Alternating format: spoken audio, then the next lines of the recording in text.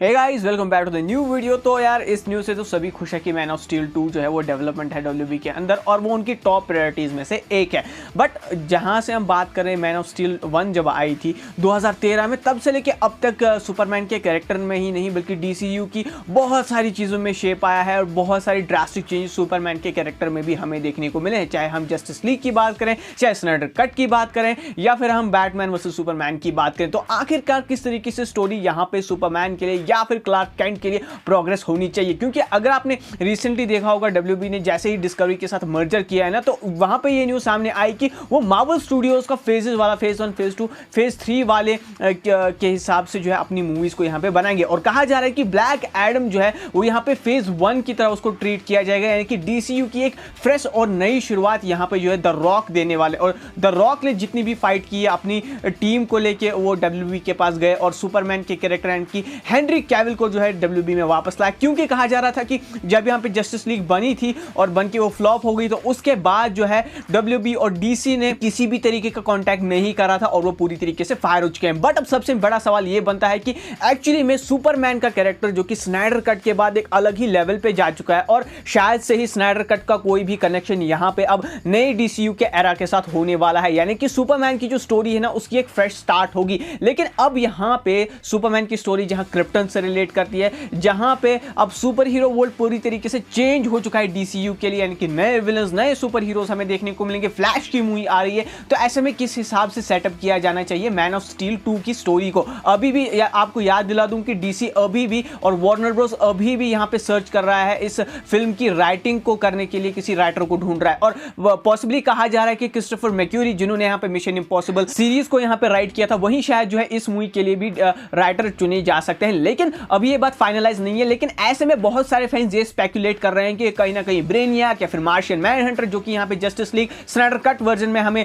And credits में देखने को मिले थे, वो शायद से जो है अपोजिट होने चाहिए सुपरमैन के। लेकिन यार एक बात बताओ मुझे, सुपरमैन को as an hero, as an मतलब गॉड लाइक क्रिएचर जो है डीसीयू में ट्रीट करा गया है, और डिस्पाइट उनको अपनी मूवी जो है का सीक्वल ना मिला हो, चाहे हम बात करें बैटमैन वर्सेस सुपरमैन की, फिर जस्टिस लीग की, फिर आई यहाँ पे शज़ैम मूवी जहाँ पे उनका सिर्फ चेस्ट दिखाया गया, या फिर मैं बात करूं स्नाइडर कट की जहां पे पूरे हीरोइक मोड में स्नाइडर कट ने जो है रिप्रेजेंट कर दिया, एक अलग लेवल पे लेके चला गया। तो सुपर हीरो या फिर सुपर हीरो लेवल पे जो एवोल्यूशन था सुपरमैन के कैरेक्टर का, वो तो हो चुका है। लेकिन अब बारी है यहां पे फैमिली फ्यूड को, फैमिली इमोशंस को और इनर डीमंस को डील करने के साथ, जो कि सुपरमैन ने अभी अपनी मूवीज में नहीं किया है। चाहे वो सुपरमैन रिटर्न्स वाली मूवी आई हो, या फिर जो है मैन ऑफ स्टील का जब एक तरीके से सुपरमैन को रीपैकेज करा गया था 2013 में, तो वहां पे हमें सुपर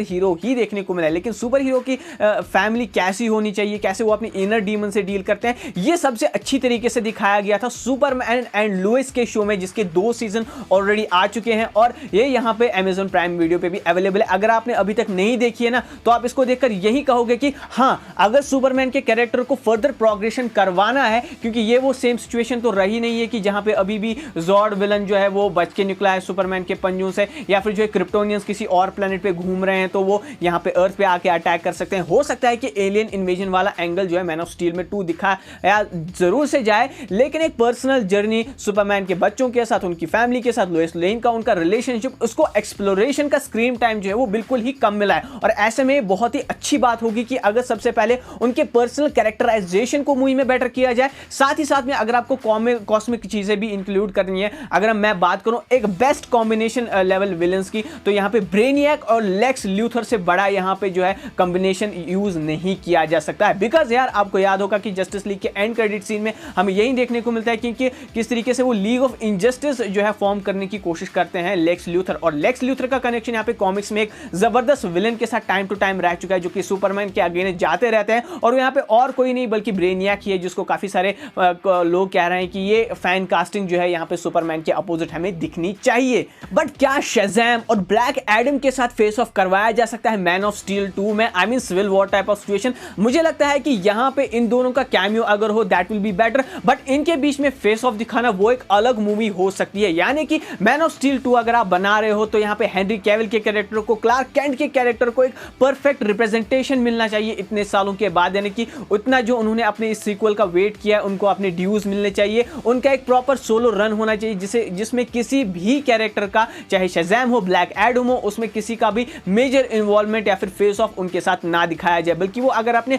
पर्सनल डीमंस के साथ जब एक इंसान बैटल करता है, जैसा कि हमने टोनी स्टार्क के साथ भी देखा है कि थ्रू आउट उन्हें अपने ही क्रिएशंस के थ्रू जो है यहाँ पे फेस करने पड़े हैं ऐसे अपोनेंट्स, चाहे हम यहाँ पे विप्लैश की बात करें, चाहे ऑल्ड्रिच किलियन की बात करें। मैं किसी भी तरीके से कंपेयर नहीं कर रहा हूं दोनों यूनिवर्सेस को, लेकिन जो पर्सनल डीमंस को बैटल करने की जर्नी होती है ना, वो हमेशा एक्साइटिंग होती है फैंस के लिए भी और उस कैरेक्टर को रिप्रेजेंट कराने के लिए भी, एक ऐसा साइड दिखाने के लिए एक सुपर हीरो की जो कि हमने अभी तक नहीं देखी है। और ऐसे में मैन ऑफ स्टील 2 ये काम परफेक्ट तरीके से कर सकती है अगर ये कुछ शेयर जो है सुपरमैन एंड लुइस के शो से भी लेती है।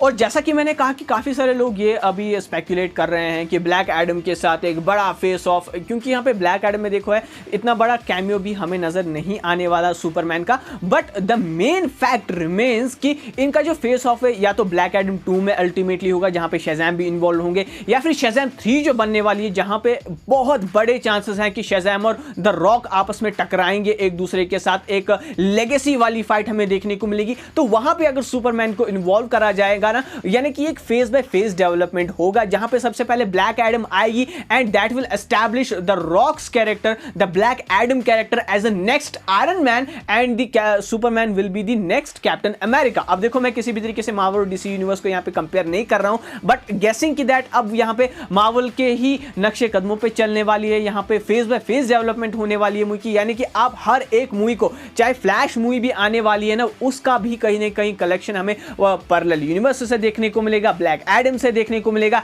काफी सारे रेफरेंसेस हमें यहां पे सुपरमैन के नजर आएंगे, बैटमैन के नजर आएंगे, जो कि अल्टीमेटली डीसीईयू की पूरी यूनिवर्स को नहीं सिर्फ रिबूट करेगा बल्कि एक नए लेवल पे उसे रीशेप भी करेगा। लेकिन अब आता है मेन मुद्दे के ऊपर कि क्या जैक स्नाइडर वापस आएंगे इस मूवी को डायरेक्ट करने के लिए। देखो यार अभी इसका डायरेक्टर का भी अता पता नहीं है, बट आई थिंक दैट कि अगर हेनरी कैविल वापस आ सकते हैं ना तो द रॉक कन्विंस कर सकते हैं, क्योंकि वो इतनी बड़ी आइडेंटिटी, इतने तगड़े प्रोड्यूसर है कि उनके सामने बड़ी से बड़ी कंपनीज अब आगे चल के आने वाले टाइम में झुक सकती हैं एंड हु नोस कि he will be back as the director. Zack Snyder को वो वापस ला सकते हैं, बट अभी के लिए ये पॉसिबल नहीं लग रहा है, क्योंकि द फ्लैश मूवी जैसे ही आएगी बहुत सारी चीजें जो है डीसी यूनिवर्स में रीबूट होने वाली है, रीसेट होने वाली है, एक रीसेट बटन दब जाएगा द फ्लैश मूवी के आने के साथ ही। और उसके बाद जिस तरीके से आगे चल के हमें एक्वामैन के साथ या फिर सुपरमैन के साथ चीजें दिखने वाली है ना, वो उसी फ्लैश मूवी का रिजल्ट होने वाली है, क्योंकि ऑफकोर्स कहीं ना कहीं फ्लैश मूवी जो है यहाँ पे सुपरमैन के फ्यूचर पे भी बहुत ही बड़ा इफेक्ट डालने वाली है। यानी पॉसिबली डीसी यूनिवर्स जो है कहीं ना कहीं जैक स्नाइडर के किसी भी नामो निशान को जो है वो यहाँ पे नहीं रखना चाहती है जैक स्नाइडर से रिलेटेड अपनी यूनिवर्स में। तो ऐसे में एक बहुत ही बड़ा चांस हो सकता है कि हमें कोई बहुत सारे fresh faces, fresh directors, fresh